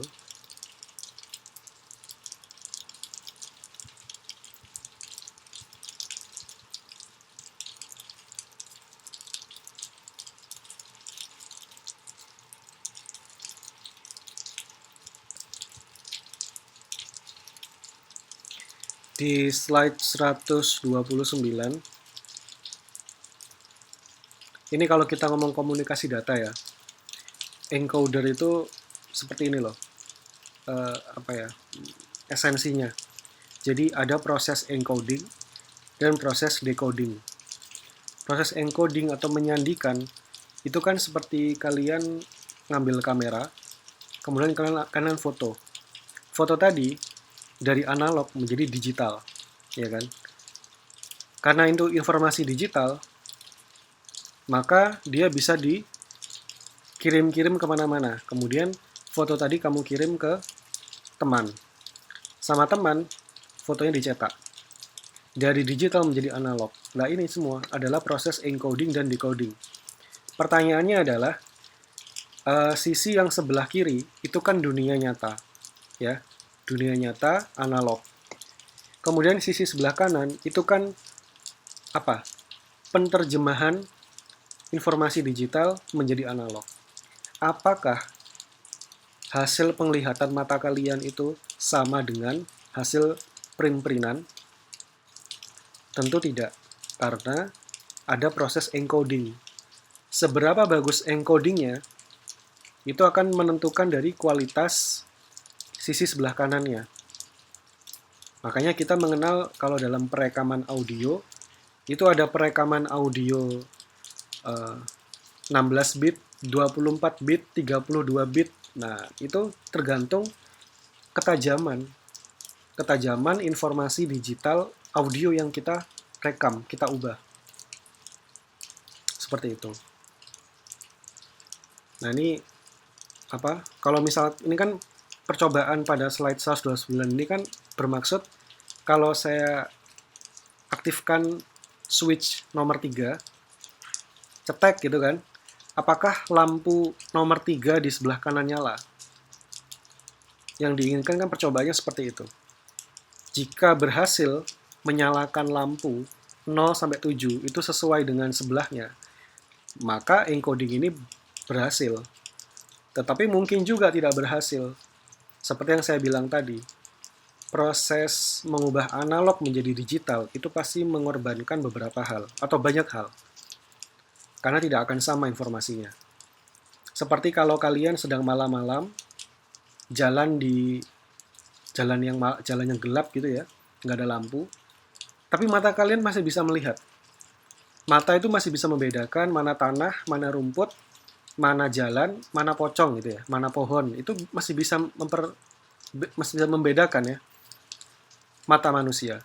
Karena mata manusia memiliki retina secara canggih gitu ya. Ada yang selnya itu aktif ketika cahaya melimpah, ada juga sel aktif ketika cahaya temaram. Kemudian kalian keluarkan HP. HP-nya untuk uh, memfoto di area gelap itu belum tentu bisa. Tapi ada juga yang bisa. Itu teknologinya berarti apa? Biomimikry. Ingin apa ya? Meniru teknologi yang dimiliki oleh makhluk hidup, yaitu manusia. Karena manusia bisa memanfaatkan kegelapan, maka teknologi kita juga mengarah ke sana. Maka encoding bergerak ke sana. Tidak hanya menyandikan di sisi yang terang saja, tapi juga menyandikan warna atau gambar di sisi yang gelap. Kira-kira eksperimen di slide 129 itu seperti itu. Ini saya kira sangat mudah untuk dibuat di simulatornya. Jadi harus kalian coba. Berikutnya ini tentang multiplexer, tetapi kita stop dulu biar nanti jadi bahasan di pertemuan berikutnya. Sampai sini ada yang bertanya? Silakan kita diskusi aja dulu. Pak, mau tanya untuk simulasi yang terakhir itu berarti dari simulasi sebelumnya? Ulang simulasi sebelumnya gimana? Untuk membuat encoder dan decoder itu semua simulasi yang di slide ini sebelumnya dibuat jadi satu sirkuit. Iya. Digabung ternyata. Jadi tinggal dikasih konektor aja. Output dari encoder menjadi input decoder. Kalau itu berhasil berarti ya sudah benar secara logika, secara prinsip esensinya berjalan. Kayak gitu. Mana ada lagi?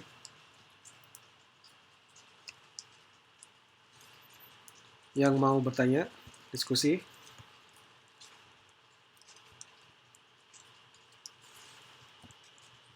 Robby jadinya keluar. Kenapa? Kehabisan kuota? Berapa Pak? Robby jadikan kuota sih.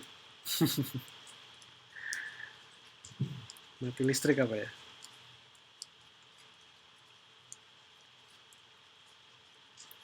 Kenapa nggak ngomong Ismoyo?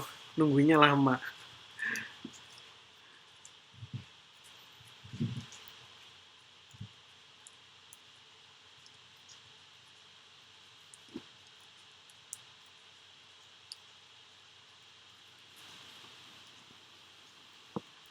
Jadi memang banyak bagian di slide tadi yang butuh divisualisasikan.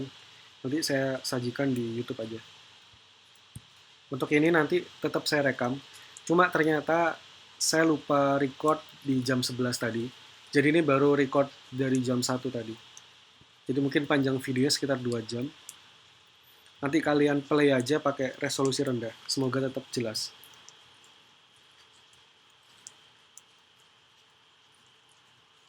Oke, apalagi? Kalau nggak kita cukupkan aja. Sudah terlalu lama juga soalnya.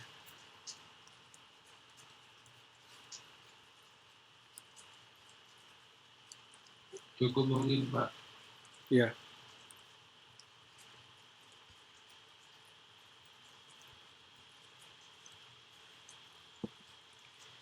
Jadi sambil saya bacakan tadi hasil survei yang mengisi 40 mahasiswa.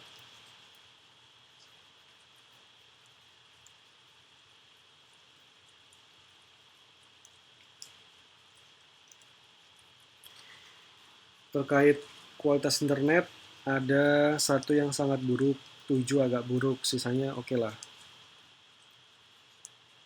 Oke, beberapa masih ada yang kesulitan terkait internet. Cara penyajian dosennya netral ke atas. Konsumsi data bervariasi dari apa? Sangat buruknya 3, agak buruknya 5. Sisanya ya ke atas. Kemudian kualitas penjelasan ya netral ke atas. Terkait kesan, bingung Pak, saya orangnya datar-datar saja. Datar gimana?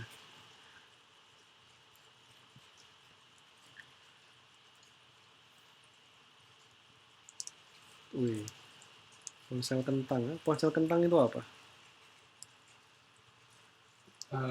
HP yang jadul Pak mungkin. Oh, Android generasi awal.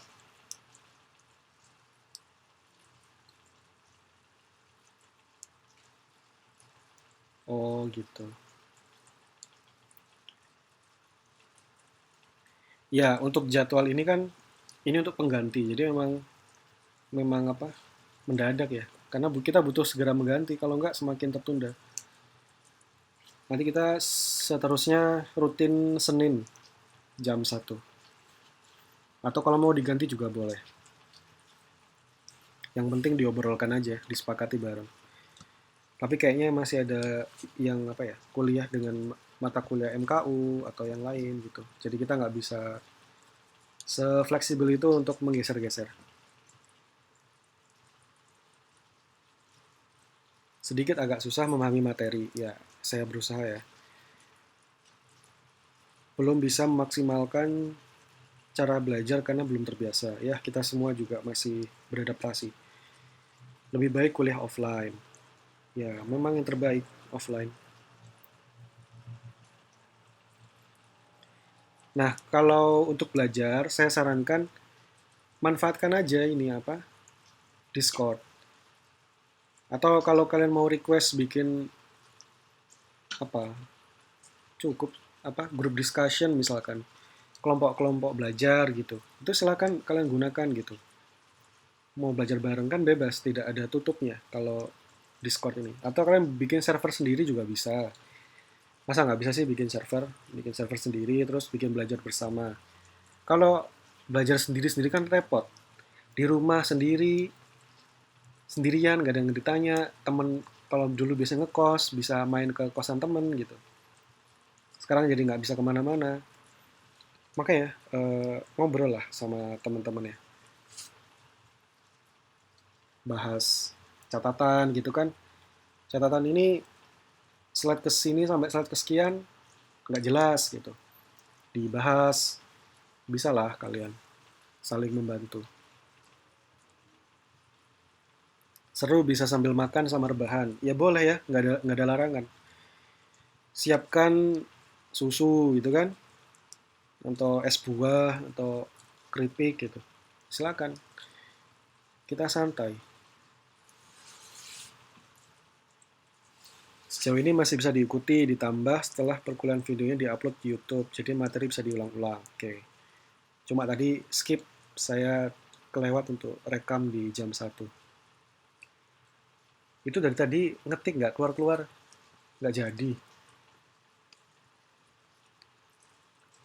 Keyboardnya lepas Pak di HP. Nyala loh.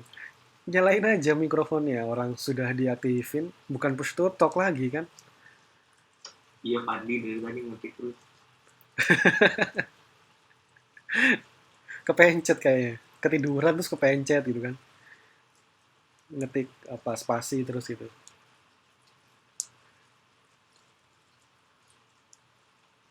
Banyak terjadi kendala.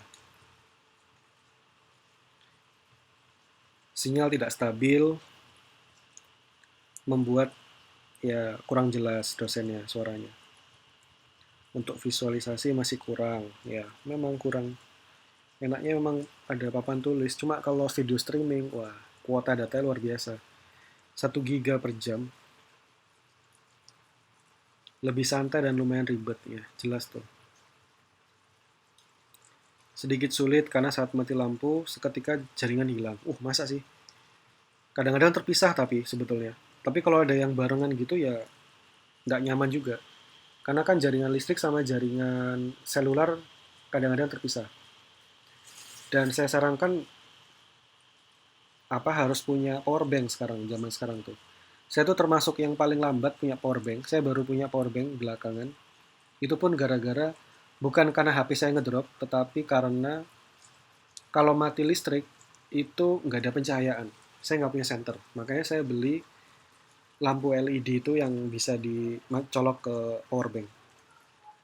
Dan ternyata belakangan power bank juga bermanfaat untuk ngecas HP saya ketika mati listrik. Sangat efektif ya, beda-beda ya. Oh gitu, iya. Beda-beda memang, banyak mati listrik, jaringan juga hilang. Itu repot juga.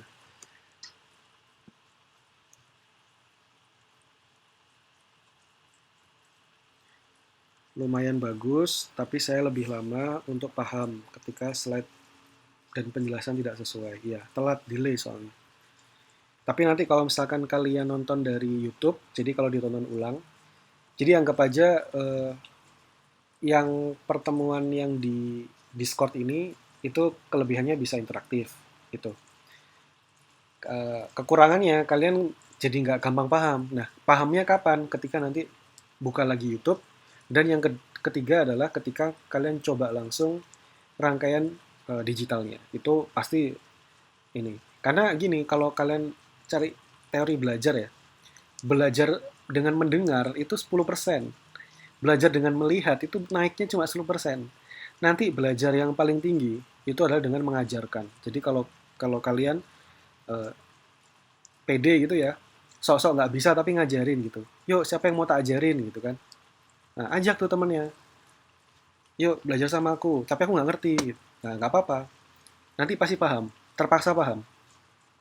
Jadi bilang kalau eh, karena ya tingkat tertinggi itu belajar dengan mengajar. Bayangkan ya, belajar dengan membaca buku itu masih kurang. Belajar dengan mendengar itu masih kurang.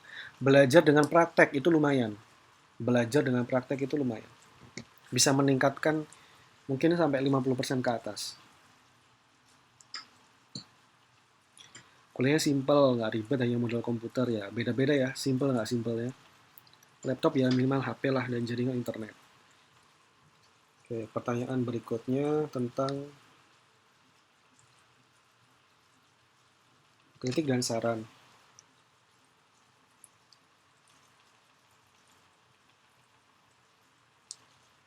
Mana tadi? Oh, ada yang ketinggalan. Ketinggalan pengumuman. Ya, gimana memang sekarang tuh serba mendadak kan. Kalian harus sedia kuota untuk itu. Dan informasinya kayaknya 24 jam ya? Cukup 24 jam. Informasi pertama saya ngalah ngajak hari Rabu. Tapi pada baru balasnya malam. Terus akhirnya dibikin besoknya Kamis jam 11. Udah cukup berjarak loh. Makanya harus standby kuota. Dan ngecek Discord, karena ini untuk perkuliahan.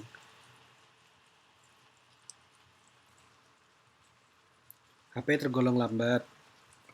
Berharap tidak ada PK lagi. Oh, nah yang Google Meet kemarin, kalau sudah nggak dipakai, kalau saya sih nggak akan pakai lagi Google Meet ya kayaknya. Saya nggak akan pakai lagi. Jadi bisa kalian uninstall.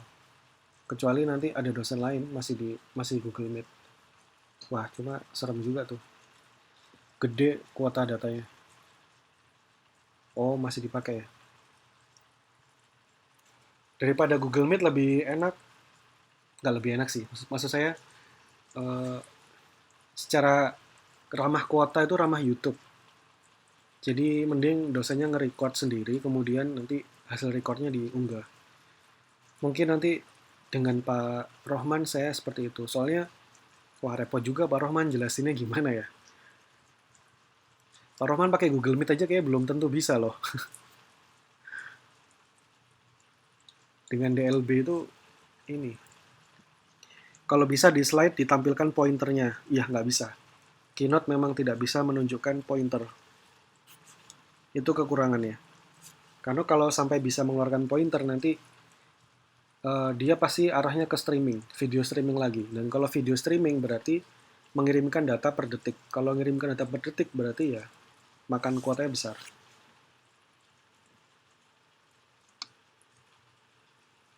Saran untuk kegiatan perkuliahan malam hari. Gimana? Kalian bisa enggak malam hari? Bisa sih Pak, cuma rawan ngantuk kalau saya pribadi. malam harinya tergantung ya, Pak. Nggak mau, Pak, itu. Kenapa, Nur? Mamai kalau malam capek Pak. Loh, enggak. Makanya gini.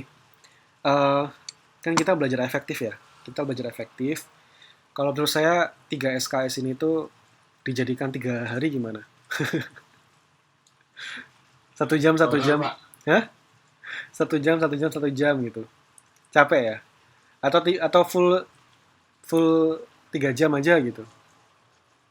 Full 3 jam juga resiko bisa sih kalau udah 2 jam ke atas nanti udah mulai ngantuk juga Pak, walaupun di rumah. Apalagi kalau Maka dari itu, saya aja ngantuk. Bosen tahu. Makanya belajar tuh ngantuk di kelas ada kawan masihan. belajar dikit-dikit gitu. Jadi saya kepikiran dibagi 2 lah paling enggak ya. 1,5 jam, habis itu udah kelar. Nanti di 1,5 jam tadi itu setengah jam istirahat, 1 jam selesai gitu. Dipecah 2, ya dibagi 2 aja gimana? Boleh Pak. Ya dibagi 2. Tinggal kalian menentukan nih, kita sepakati hari Senin sama apa gitu. Yuk, usulan hari yuk. Senin sama Rabu, Pak. Senin sama Rabu, oke, dikasih jarak Selasa.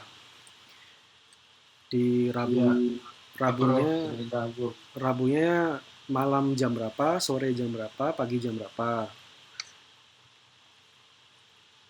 Rabunya jam malam.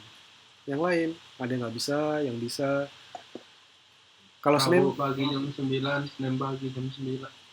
Jam 10 lah. Senin jam 10 kayaknya ada yang kelas deh. Senin jam 10 ada yang Kelas Pak. Saya kelas jam 10. Tuh kan, ada yang Senin kelas. jam 1, Senin jam 1. Jam 1. Senin kayak jam 1. Bisa juga saya matematika. Lah, Ada yang matematika. kok bisa? Kan jam 1 kelas kita. Kok bisa ada matematika? jam Oh, ini Pak, jam 1 kan. Saya matematika jam 3 Pak. Jam 1. Oh iya. Kan Oh, yang enggak. Kan tadi kan dibagi 2. 30 menit. Tadi kan dibagi 2. Oh, 1,5 jam. oh iya Pak. Nah, Iya, jadi Pak. nanti nggak bentrok jam 3 kan? Nanti nggak Iya bentrok. Pak. Jadi nanti sampai jam 2,5, jam 2.30 maksudnya. Udah kita stop.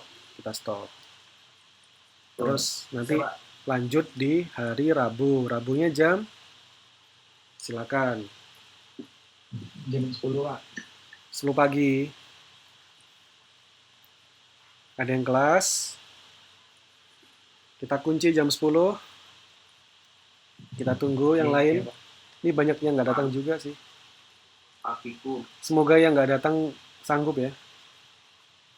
Oke, sementara ini Rabu ya. Rabu jam 10. Sementara kita kunci di sana. Praktikumnya kita belum menentukan nih. Kayak gimana sih asetnya. Udah ada kandidatnya cuma belum yakin gitu. Pagiku nggak bisa online ya, Pak? Masalahnya kan nggak semua kalian punya komputer, laptop. Itu yang jadi problem. Kalau online browser, Tinkercad satu-satunya. Tapi modulnya jadi beda banget. Ya ntar lah. Nanti akan diumumkan Pak Bara kok pasti. Udah itu aja ya. Kita kunci di jam 10 hari Rabu dan Senin depan jam 1. 1 jam setengah. Bantuin bangun ya.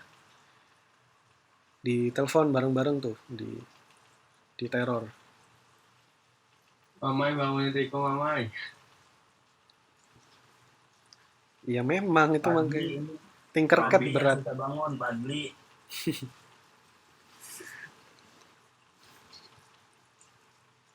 Mai. Kok aneh sih? Ismoyo bisa ngetik tapi kok dia masuk ke offline ya? Hekel, Pak, hekel. Canggih.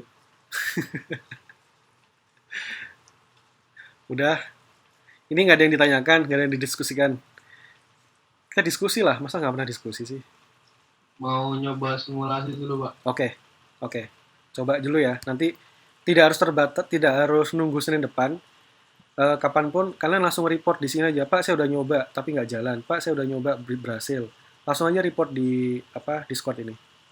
Nanti kita bahas. Soalnya kalau di WhatsApp kan itu bukan tempatnya. WhatsApp itu tempatnya buat pengumuman akademik, pengumuman yang lain-lain gitu. Wah, mode invisible. Sok misterius ya kamu. Semuanya. Ya udah nggak apa-apa. Oke, pokoknya kuliah ini saya cukupkan dulu. Tapi kalian tetap di sini juga nggak masalah. Eh, biar saya mau melakukan yang lain. Oke, makasih atas ini kehadirannya. Saya cukupkan materi di pengganti materi untuk pekan ke-8. Saya tutup. Terima kasih. Selamat sore. Wassalamualaikum warahmatullahi wabarakatuh.